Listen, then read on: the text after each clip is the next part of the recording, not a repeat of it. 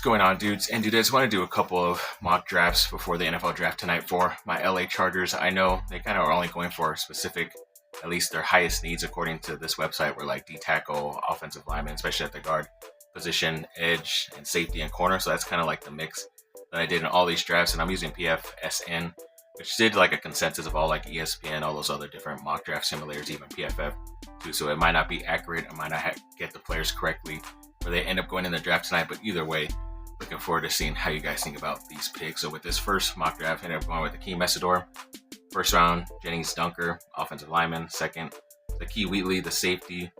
Cornerback Julian Neal in the fourth, and Bryson Eason, the defensive tackle from Tennessee.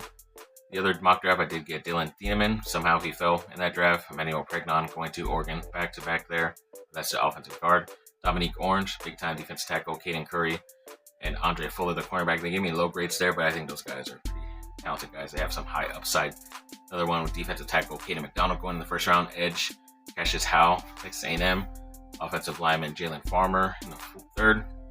BJ Payne was a pretty nice safety, but they gave me a C- there.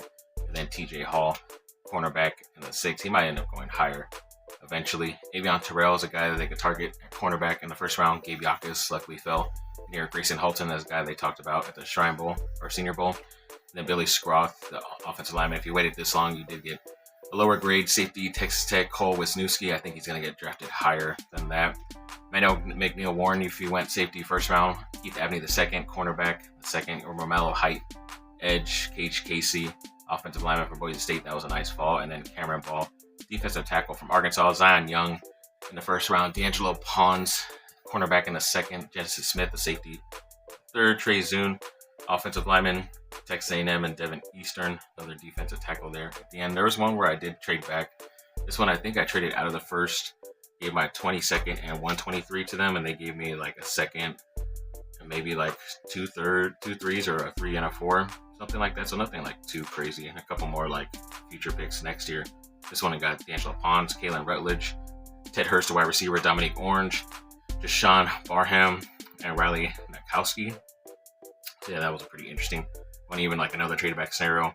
Got like the last pick of the first round, ended up getting Malachi Lawrence, then Keelan Rutledge later, Dominique Orange, Devin Moore, and Jack Kelly later, and then they still picked up a 2027 second round pick from Seattle. So yeah, hopefully that's the case if they end up trading back, getting more picks, whether it's later this draft or in next year's draft. And I think they can still pick up a very talented player, whether offensive or defensively, in this year's draft.